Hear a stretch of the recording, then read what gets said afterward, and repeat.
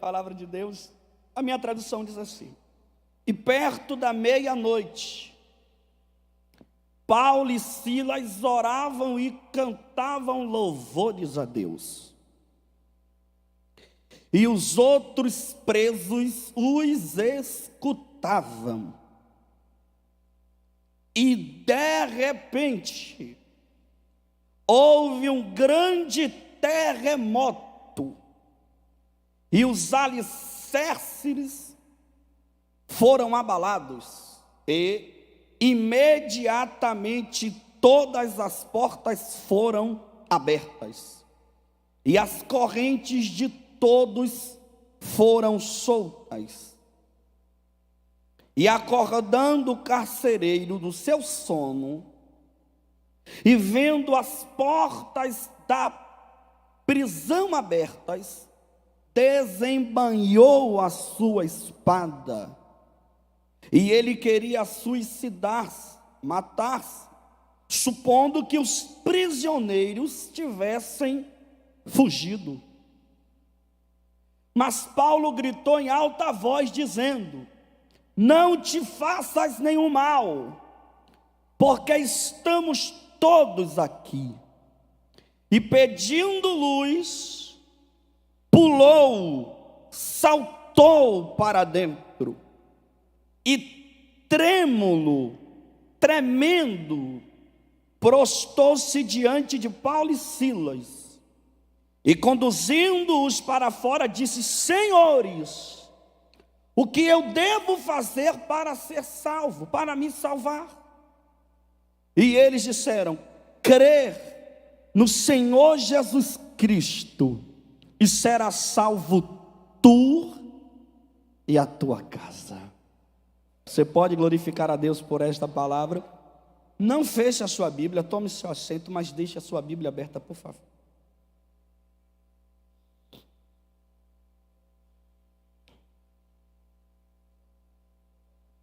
Queridos, olhem para cá. Existem prisões que nós enfrentamos, que nós passamos, são prisões ocasionadas por erros que cometemos, por falhas que cometemos. Existem prisões, existem circunstâncias adversas que nós passamos, que nós enfrentamos, que são ocasionadas por falhas que cometemos, por erros que cometemos, por pecados que cometemos, por leis que nós transgredimos. Existem prisões que nós passamos, que são consequência de erro que nós cometemos, de princípios que quebramos. Assim como está registrado no livro de Juízes, capítulo 16, versículo 21, dizendo: e Sansão vivia moendo dentro da prisão. Aí a gente precisa entender que esta prisão que Sansão está enfrentando foi uma prisão ocasionada por princípios que ele quebrou. A prisão que Sansão está vivendo foi uma prisão ocasionada por pecados que ele cometeu, por erros que ele cometeu, tocando aonde não era para tocar, bebendo o que não era para beber, aliançando-se com quem não era para se aliançar, casando-se com quem não era para casar. E essa multiplicação de erros, de pecados, de quebra de princípios culminou na prisão de Sansão. Então esta prisão aqui é uma prisão ocasionada por erros, por falhas. E olhe para cá, todos nós aqui somos sabedores desta verdade, não somos meninos, nós temos a consciência que existem adversidades que nós enfrentamos e nós sabemos que essas adversidades foram ocasionadas por erros que cometemos. Porque todos nós que aqui estamos somos falhos, erramos, pois nós lutamos diariamente contra nós mesmos. Todos nós que aqui estamos, desde ao novo convertido, ao mais velho da igreja, todos nós aqui temos algumas áreas em nossas vidas que nós lutamos para vencer, que nós guerreamos para não sermos vencidos. Só que nem todo dia nós saímos vitoriosos. Tem dias que nós perdemos para nós mesmos. Tem dias que nós erramos, que nós falhamos e, consequentemente, enfrentaremos algumas adversidades, enfrentaremos algumas prisões nas quais teremos a consciência que isso é por causa de nós mesmos. Só que redobra a atenção aqui agora. Existem prisões que nós enfrentamos, existem adversidades que nós enfrentamos, existem problemas que nós passamos, que não são problemas ocasionados por pecados. Existem adversidades que nós enfrentamos, que não são ocasionadas por falhas que cometemos, por quebra de princípios, não. Existem prisões que nós enfrentaremos, existem problemas que passaremos, existem adversidades que nós enfrentaremos e não as enfrentaremos por causa de pecado, por consequência de erro, por consequência de quebra de princípio, não. Existem prisões, existem adversidades que nós enfrentaremos por um único motivo. Qual? Por retaliação espiritual. E quando eu falo de retaliação espiritual, eu falo em uma perspectiva de contra-ataque, falo em uma perspectiva de vingança. E dentro da teologia, a teologia trata o tema da retaliação em duas divisões. A retaliação, ela subdivide-se, número 1, em retaliação longânima. Que retaliação é essa, Cremilson? Que contra-ataque é esse? É aquela retaliação que não vem de forma imediata, que vem com o passar do tempo. Existem contra-ataques do inferno, existem investidas do inimigo contra as nossas vidas, que são verdades, retaliações de coisas espirituais que nós fizemos no passado, de obras que operamos para Deus, de trabalho que nós nos empenhamos, e esses trabalhos, consequentemente, acabam ocasionando uma retaliação espiritual, porque existem problemas que você passa e você se pergunta a Deus: peraí, mas eu estou crente, eu não quebrei princípio, eu não errei, eu não falhei, sou fiel à minha família, ao meu casamento, ao meu pastor, à minha liderança. Por que é que eu estou passando por isso que estou passando? Não é por causa de pecado, não é por quebra de princípios, é simplesmente por causa de uma retaliação espiritual. E o diabo, irmãos, ele é longânimo. O diabo não vai lhe atacar enquanto você está crente, está orando, é perca de tempo. Ele sabe que você vai resistir. Ele vai esperar a intensidade da oração diminuir.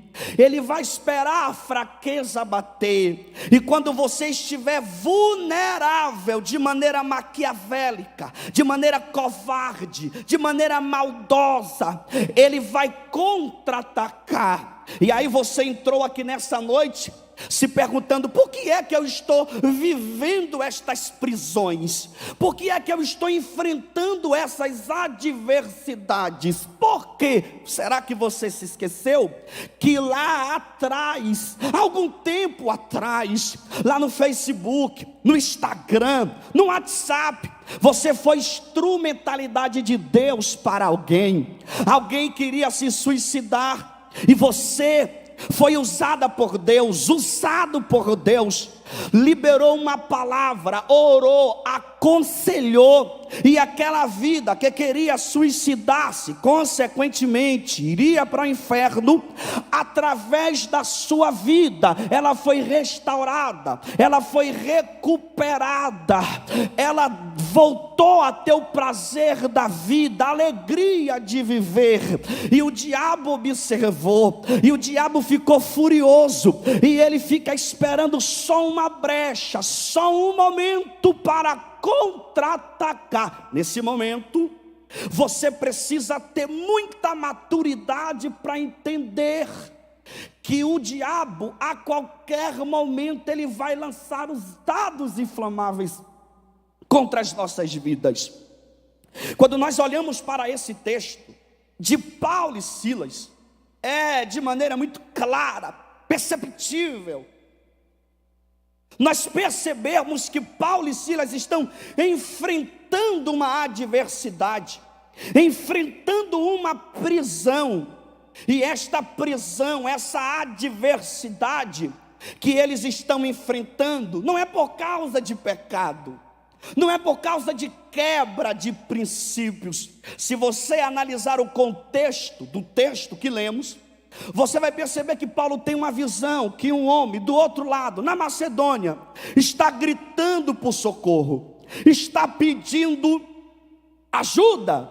Então Paulo, juntamente com Silas, se dirige para a cidade de Filipos, e lá eles vão morar em um ribeiro, juntamente com outras irmãs. E todos os dias, na ida, na volta, uma menina, uma moça, possessa de demônios, tomada por espíritos de adivinhação, olha para Paulo, olha para Silas e começa a tecer elogios. Estes homens, verdadeiramente, são homens de Deus. Paulo foi percebendo que por detrás daqueles elogios existia uma ação maligna, porque Paulo e Silas não é crente movido por elogios. Ele percebe que por detrás de tudo aquilo havia uma ação demoníaca. Então Paulo, juntamente com Silas, oram por aquela moça, repreende um demônio, a moça é liberta, a moça é transformada. E aí, Cremilson, o que está acontecendo aqui em Atos 16 é um culto de libertação. Paulo acabou de expulsar um demônio de uma moça acaba de ser liberta. E qual será o benefício de Paulo? O que é que ele vai receber? O que é que Paulo e Silas irão receber? Eles acabaram de ganhar uma alma para Cristo, acabaram de fazer uma obra espiritual, acabaram de expulsar um demônio, acabaram de vir de um culto de libertação. E a pergunta é: o que nós vamos ganhar? O que seremos de nós agora, após esse culto de libertação, após essa alma liberta, após esta alma convertida? O que é que nós vamos ganhar? E o que é que eles ganham? Prisões. Eles vão ter que ver as suas mãos sendo acorrentadas, consequentemente os seus pés. Não somente isso, eles serão chicoteados, vilipendiados, serão feridos, machucados, é resultado. Não somente isso, serão presos em uma prisão interna, no cárcere interno. E tudo isto aqui não é consequência de pecado. Tudo isto aqui não é consequência de quebra de princípios. Tudo isso aqui é consequência de uma obra espiritual que eles fizeram. Tudo isso aqui é consequência de uma alma que eles ganharam. E agora eles vão sofrer uma retaliação. Serão feridos, machucados, presos, por causa da obra. E aí você precisa entender que essa retaliação aqui é uma retaliação imediata, pois no mesmo dia eles sofreram a prisão, eles apanharam. Então essa prisão aqui, eu quero que você compreenda isto, é uma prisão que foi ocasionada por causa de uma retaliação, de um contra-ataque. Eles acabaram de ganhar uma alma, uma moça foi liberta, uma moça foi transformada, o nome de Cristo foi glorificado, e agora, por consequência disso, eles vão ter que enfrentar isso que nós lemos aqui. E isso aqui é resposta para algumas pessoas que entrou aqui e estão tentando compreender o motivo pelo qual você está tão ferido, machucado, enfrentando algumas adversidades, e a resposta está aqui: é retaliação espiritual. O diabo pode estar lhe contra-atacando, isso que você está vivendo pode ser uma retaliação espiritual, por consequência de uma obra que você realizou, de uma guerra espiritual que você travou pela vida de alguém, pela oração que você fez por alguém que estava no leito do hospital, em uma fase terminal, mas você entrou em guerra espiritual, você orou, Deus foi lá, agiu, transformou, curou, e a pessoa foi restaurada.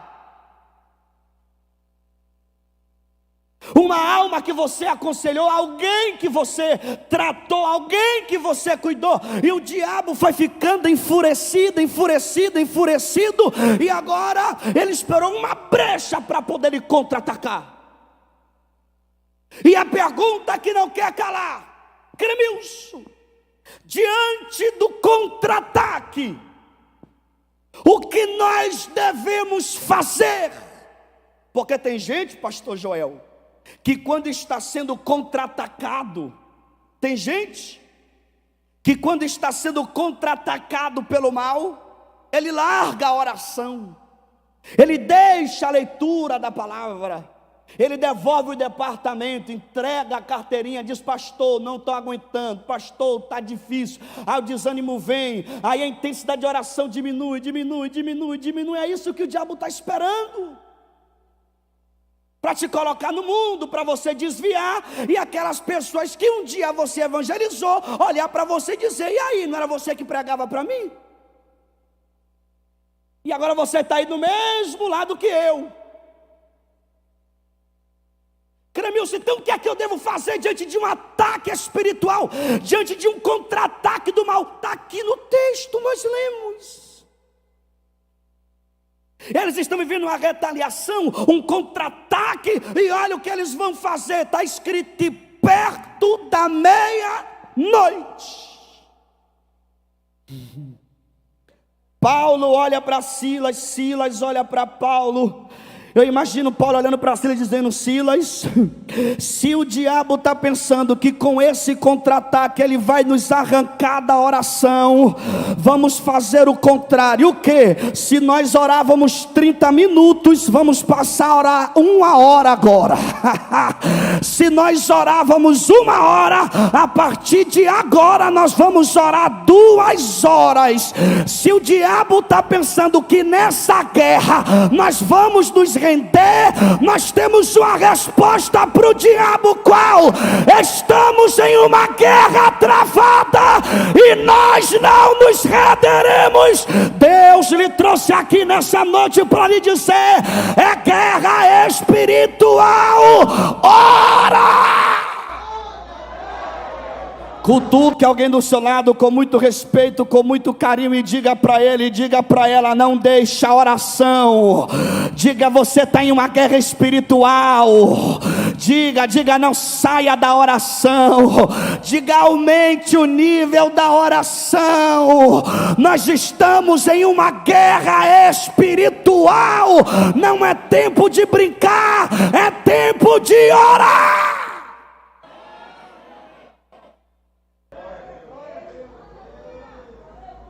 Oh, irmãos, ou você pensa que quando você sobe aqui para louvar, quando eu subo aqui para pregar, quando o pastor sobe aqui para poder liberar a palavra, você acha que o diabo fica feliz? Fica não, pastor. O diabo fica lá nas espreitas, esperando só uma brecha para nos contra-atacar, para nos derrubar. Oh, irmãos, ou você pensa que aquele acidente que teve do carro que capotou dos nossos irmãos aqui foi simplesmente uma falha mecânica? Eles estavam em um culto, louvando, cultuando a Deus. Você acha que o diabo estava feliz com aquela situação? Não estava, ele estava com raiva. Mas o Deus que guarda entra na frente, dá o livramento e diz: eu guardo, eu livro, eu entro com providência. Por quê? Porque se tem crente ligado na oração, pode tremer a cela, pode tremer a terra, mas ninguém sai ferido.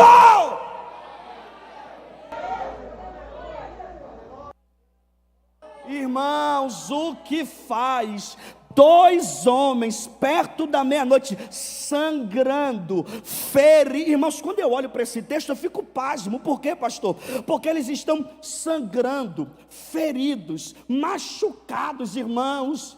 E perto da meia-noite, Júdice, Paulo olha para si e diz: abre a harpa e embora cantar.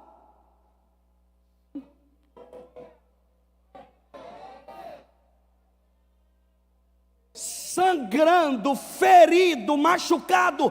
Para, Paulo! Não posso parar, vou continuar cantando. Para, Silas! Não posso parar, vou continuar orando. A pergunta é: por que é que eles não pararam de orar e de cantar? Por quê? Está no texto. Olha o que o texto diz, ó. Perto da meia-noite, Paulo e Silas oravam e cantavam louvores a resposta agora. E os outros presos, os ex... É por isso que Paulo e Silas não podem parar de orar e cantar. Por quê? Porque agora a vida deles saiu do individual e entrou para o coletivo. Enquanto a sua vida estiver no individual, você faz o que quer. Mas desde o momento que você levanta a mão e aceita Jesus, já não é mais individual, já é coletivo. Você não sabe, mas as tuas orações estão alcançando vidas em prisões. É por isso que ele não pode parar de cantar. É por isso que ele não pode parar de pregar. É por isso que não pode parar de orar. Porque enquanto eles estão orando aqui, tem presos sendo alcançados pela oração. Tem presos sendo alcançados pelo louvor. Ei, mesmo com as tuas imperfeições, com as tuas falhas, mas tem vida que depende de você. Os céus me trouxe aqui para lhe dizer: você não pode parar. Levante a mão mais alto que você puder. Levante a mão mais alto que você puder. Nós estamos em uma batalha espiritual. Desde o momento em que você levantou a mão e aceitou Jesus, você travou uma guerra com o inferno. Você travou uma guerra no mundo espiritual. E os céus lhe trouxe aqui nessa noite para lhe dizer: não para de orar, não para de cantar. Porque enquanto você ora aqui, eu estou visitando prisões lá. Enquanto você canta aqui, eu estou quebrando cadeias lá. Enquanto você ora aqui, eu estou agindo lá. Eu estou trabalhando lá. Ora! Abre a boca e libere para ele uma palavra de louvor. Abra a boca e libere para ele uma palavra de adoração. Está ferido, mas ora. Está machucado, mas canta. Está doendo, mas ora. Está sangrando, eu sei que está, mas o céu está dizendo: mesmo sangrando, ora. Mesmo ferido, canta. Você tinha tudo humanamente falando para parar de cantar, para parar de orar, para nem estar aqui, mas o céu está dizendo: eu sei que está doendo a ferida, eu sei que está machucando, mas tem gente que precisa de você. Ora, canta. Ei, Jorge Amassu. Ei, você não está mais no individual, não. Sua vida agora é coletiva. Tem gente que depende de você. Tem prisioneiros que estão olhando para você e estão dizendo: eu quero ser que nem eles. Aí eles oraram e Deus respondeu. Aí Deus mandou irmãos, olha, acontece uma coisa aqui que sismicamente é impossível. Há um terremoto, a terra treme, abala os alicerces. Irmãos, se os alicerces for abalados aqui, se acontecer um tremor aqui agora, e os alicerces daqui for abalados, a primeira coisa que vai acontecer é o teto vai desabar. Todo mundo aqui, quer dizer, a maioria vai morrer soterrado, se não der tempo de correr. Só que eu vou lhe perguntar e você me responde: o texto fala que alguém foi ferido? O texto fala que alguém foi machucado? O texto fala que o teto caiu sobre alguém? Irmãos, tremeu a terra, tremeu os alicerces, tremeu tudo, mas ninguém saiu ferido. Aí você vem me dizer que esse terremoto é natural? Você quer me dizer que isso aqui não é uma ação de Deus, foi uma ação natural? Pelo amor de Deus, eu não quero espiritualizar tudo, mas é impossível. Só Deus, estando no controle absoluto de um tremor, Ele decide quais danos irão acontecer e quais danos não irão acontecer. Ele disse: eu quero que trema aqui, que as portas se abram aqui, eu quero que trema esse alicerce, trema o outro, essa prisão caia, mas ninguém vai sair ferido, ninguém vai sair machucado. Ei, é só questão de tempo.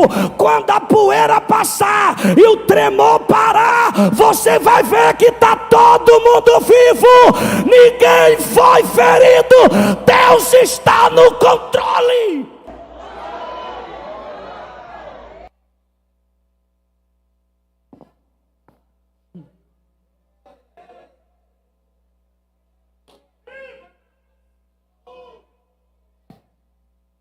Aí, as prisões foram abertas. O carcereiro, que é responsável por todos, irmãos, agora eu quero que você guarde isso aqui que eu vou lhe falar. Estou caminhando para o final, mas guarde isso aqui.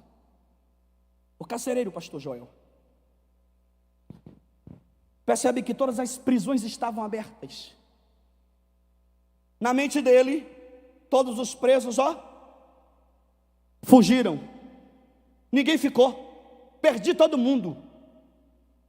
E em uma situação de perda e de colapso total, ele enxerga no suicídio a única saída. Ele pega a espada e diz: perdi todo mundo, vou perder o emprego, minha família vai padecer necessidade, a única coisa que me resta é dar cabo da minha vida. Ele, diante da perda, a única saída que ele encontra é o suicídio. Porque tem gente que não sabe lidar com as perdas. Tem gente que não sabe lidar com as adversidades e tentam encontrar no suicídio a única saída. E eu estou pregando para pessoas aqui que os céus falou comigo. O diabo está roubando o seu prazer de viver, porque você tem vivido momentos de perdas. Você tem perdido muita coisa, você tem enfrentado muitas adversidades, e o diabo vem colocando no seu ouvido: para que continuar viva? Para que continuar viva? Olha o caos que você está vivendo, olha o caos que você está passando. Para que continuar vivo? Para que continuar viva? E o diabo está dizendo: arranca a sua vida, toma esse veneno, puxa esse gatilho, usa essa corda, Mas enquanto eu estou pregando aqui, os céus estão me dizendo: diga para a Assembleia de Deus em Valença que o laço está sendo cortado, a depressão vai bater em retirada e o suicídio cairá por terra. O céu está devolvendo para você a alegria da vida, o prazer de viver. Você não vai dar cabo da sua vida. Deus está restaurando hoje a alegria.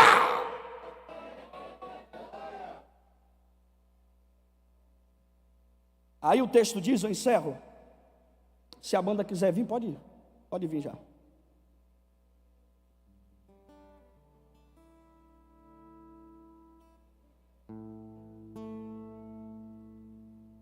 Olhe para cá. Irmãos, olha o que está escrito no versículo 27. Ó. E acordando o carcereiro do seu sono, vendo as portas da prisão abertas, arrancou a sua espada, queria suicidar-se, supondo que os prisioneiros tivessem. Agora, 28. Mas Paulo e Silas gritou em alta voz, dizendo: não te faças nenhum, porque estamos todos. Agora, e olha o 29 aqui, ó. E pedindo luz, saltou para dentro. Agora olha o que o texto diz: tremendo, trêmulo. Ele estava como? Toda a igreja, ele estava como? Mais alto, ele estava como?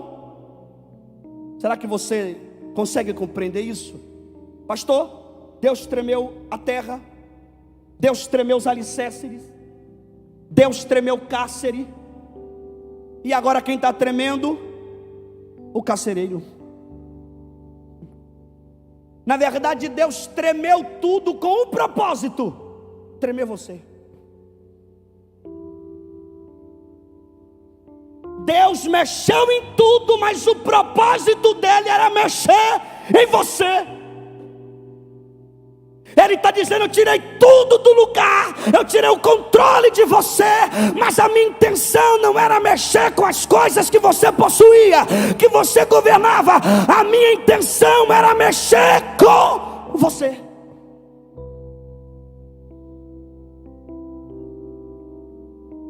Aí quando ele pulou,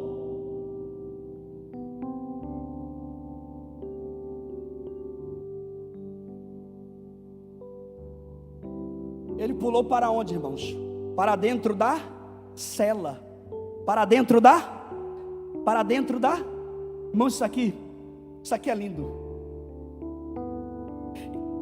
Quando ele ouviu Paulo e Silas falando: não se mate, estamos todos aqui. Ele pulou para dentro, Para dentro da onde? Para dentro da onde? Pronto, ele está no lugar que Deus queria que ele estivesse. Dentro da cela. Porque Deus queria mostrar para esse homem que o verdadeiro prisioneiro ali dentro não era Paulo e Silas, era ele. Deus está olhando para ele, pastor Jair está dizendo: você está aonde eu queria que você estivesse, porque o verdadeiro prisioneiro aqui dentro não é Paulo e nem Silas, o verdadeiro prisioneiro aqui dentro é você. Aí Paulo e Silas entende, olha para ele e diz: ei, se tu crê no Senhor Jesus Cristo, tem liberdade para você, e tem liberdade para tua casa também. Você tem a chave que abre a cela, mas o meu Deus tem a chave que abre a cela da alma. Você é o verdadeiro prisioneiro. Você desfila com a chave pela rua, você desfila com um bom emprego, com um bom carro, mas no fundo você sabe que você é o verdadeiro prisioneiro disso tudo. Deus sabe que existem áreas que você tenta ser livre, que você tenta ser liberto, mas quanto mais você luta, mais preso você fica. Mas existe um que tem a chave da alma, que tem a chave da mente, e ele está dizendo: hoje tem liberdade para você. Fique de pé, por favor. Georgia.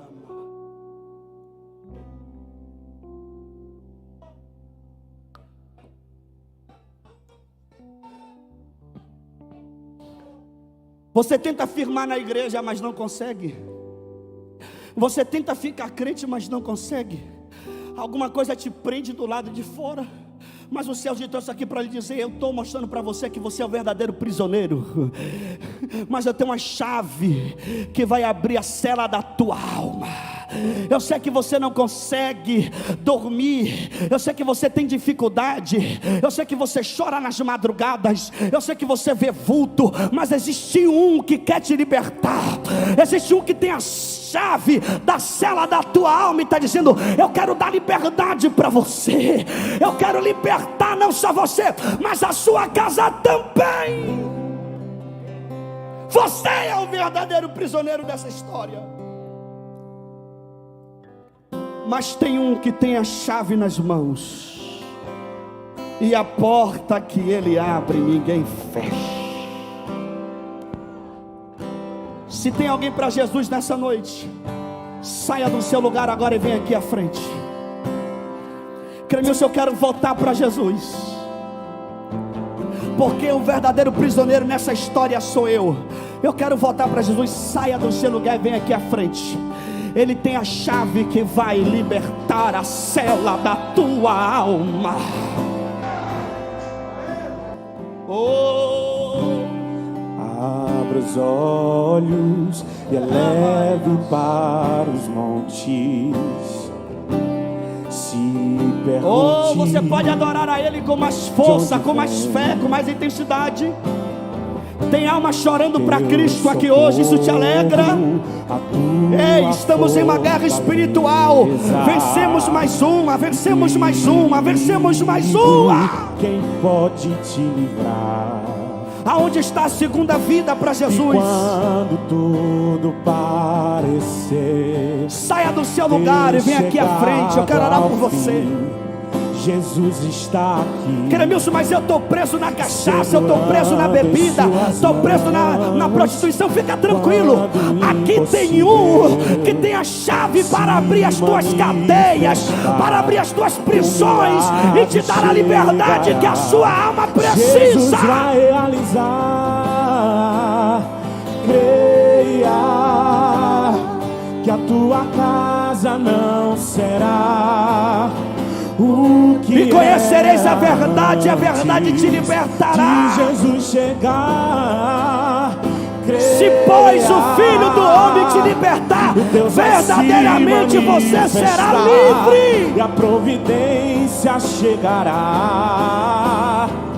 E o que é possível? Aonde está a segunda vida para Jesus?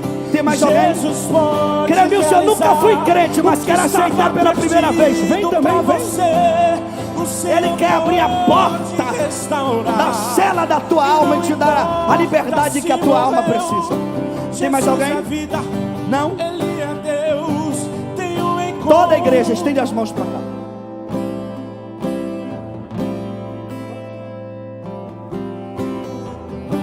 Estende as mãos para cá. Deus, aí está a tua filha, tua casa não que diante da tua igreja, diante dos homens, diante dos anjos, que era confessa o Senhor como o único e suficiente Salvador, entregando a sua vida nas tuas mãos. Escreve o nome dela no livro da vida. Quebra todas as correntes que lhe prendiam no mundo. Dê a ela liberdade. Transforme ela, dê a ela resistência, resiliência, para que nunca mais ela se afaste da tua presença. Deus, em nome de Jesus Cristo, fortaleça ela, para que ela dê fruto e o fruto dela permaneça para sempre. Deus, em nome de Jesus Cristo, aqui estão os teus filhos, está a tua igreja. Renove a força de cada um que está enfrentando um momento de guerra travada, de contra-ataque do mal. Dê força aos teus filhos para orar mais, para buscar mais. Se o diabo está pensando que a gente vai parar de orar nesse contra-ataque, se o diabo está pensando que a gente vai parar de orar, ele está pensando que a gente vai parar de cantar nessa guerra, nesse contra-ataque, o diabo vai sair envergonhado, porque nós vamos orar mais, nós vamos vigiar mais, nós vamos cantar mais. mais, nós vamos pregar mais. Receba a força dos céus. O que era antes de Jesus chegar.